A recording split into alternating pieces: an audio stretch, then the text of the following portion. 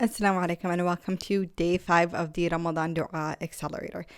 The dua that we're going to be focusing on today is from Surah Al Imran, and for those of you guys who don't know, this surah was named after the family of Zakaria and actually addresses the Christians of the Prophet ﷺ's time and the Christians following the Prophet ﷺ. And the dua is actually really interesting because initially when I had first learned this dua, I didn't know the context of it. I had no idea what the reason for revelation of, or what the asbab al-nuzul was for that specific verse that had the dua. And now after reading up about it and reading the tafsir, I'm actually, subhanAllah, so amazed by how relevant these du'as are. It's 2 verses making up one dua. I'll read the Arabic and then the English translation, and then we'll talk a little bit more about what's so special and relevant about this particular dua. أعوذ بالله من الشيطان الرجيم. بسم الله الرحمن الرحيم. ربنا لا تزغ قلوبنا بعد إذ هديتنا وهب لنا من لدنك رحمة إنك أنت الوهاب ربنا إنك جامع الناس ليوم لا ريب فيه إن الله لا يخلف الميعاد. Translation is as follows. I'm actually going to use this translation today.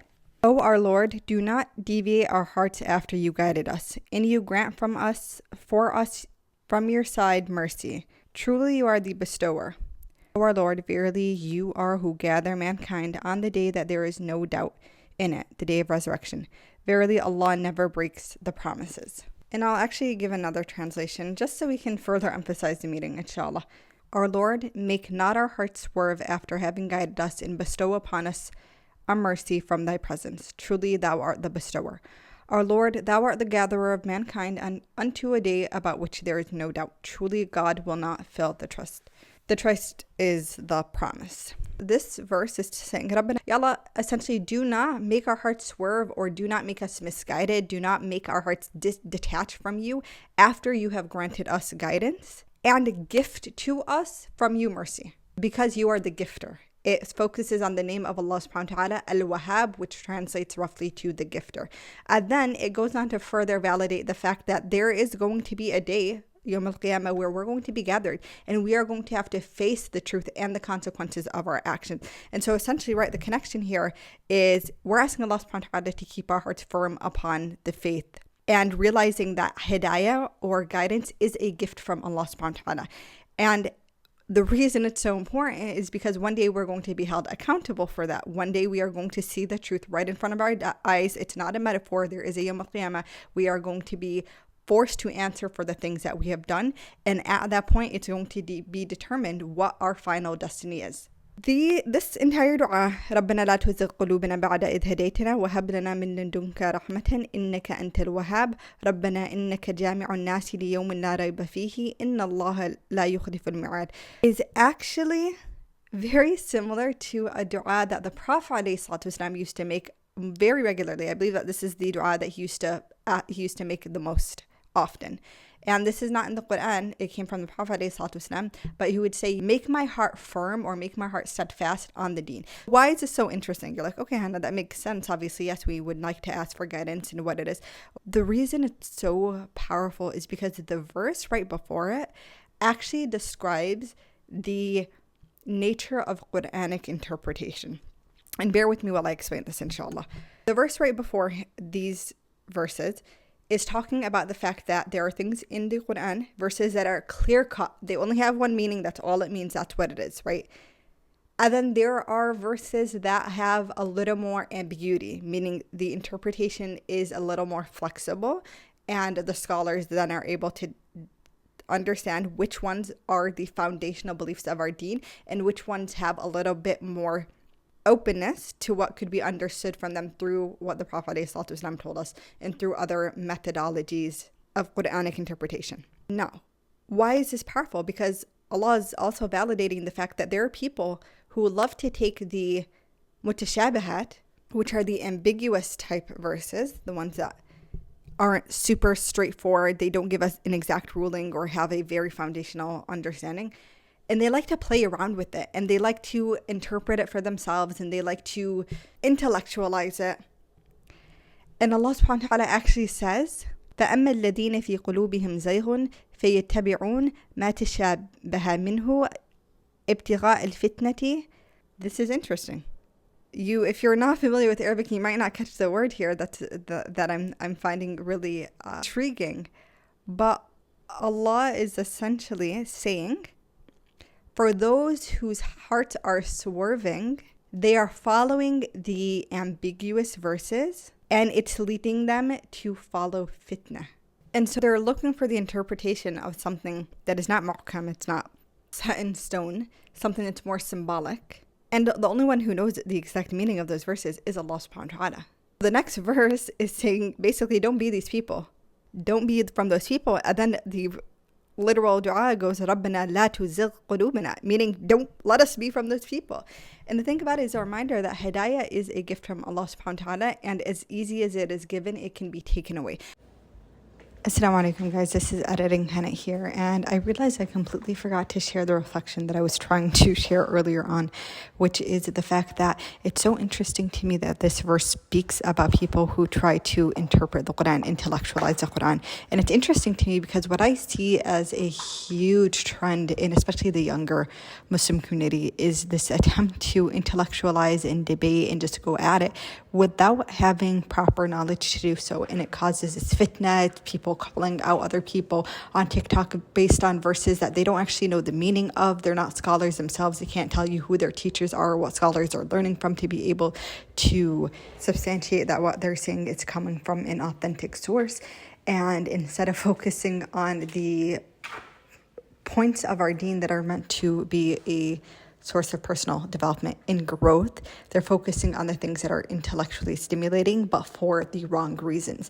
And that is very easy to, just as the verses say, lead us to fitna, lead us to things that actually create chaos in our ummah, because now people are fighting about things that are actually scholars have a difference of opinion about, instead of focusing on the things that we all agree on and things that we can better ourselves through in our deen. I just find this to be a huge issue. There's a whole sect of Islam I like to call TikTok Islam, where people who just get on and try to call out everybody on TikTok, and because they think that it's almost as if they are a prophet themselves and revelation has been revealed to them, but they are nothing but people who had an interest in Islam and started doing the studying for themselves. Because true students of knowledge, true individuals, true Muslims who have sat at the feet of scholars and learned the first thing you learn from a scholar is the adab of knowledge. And the adab of knowledge is not to take the little knowledge that you know and throw it in other people's faces and try to debate and shame other people, but rather to seek that knowledge to benefit the ummah in a way that is righteous and loving and honors Allah subhanahu wa ta'ala and his Prophet sallallahu alaihi wasallam to the highest degree. So that is my spiel. And if we neglect to do that and we become the people that this verse is talking about, then we risk losing our hidayah. And Allah subhanahu wa ta'ala already tells us how finicky our heart can be and how easy it is to lose that blessing of hidayah. All right, back to the rest of the video. We take the steps that make us stray from Allah subhanahu wa ta'ala when we do the things that are disobedient to Him, that break our relationship with Him, and we make it very clear that there's no intention to make tawbah, there's no intention to correct our actions, we lose the gift of hidayah, we lose the gift of guidance. And Allah subhanahu wa ta'ala puts a veil over the hearts of those people, and they continue in their wrongdoing as a means of punishment to increase their punishment on Yawm al-Qiyamah. It's really scary because it's a reminder to us that at the end of the day, yes, we're Muslims now, but how many times in your life have you actually thought about where you were less inclined to faith, or you were less religious, or you were less connected to Allah subhanahu wa ta'ala? Our hearts go like this. And so sometimes we'll find ourselves really practicing, even for a lot of people during Ramadan, you're the most practicing you've ever been. And then immediately after, you lose that. And so faith in the hearts is something that we have to ask Allah subhanahu wa ta'ala to always maintain for us and grow for us, and then also to not take away from us.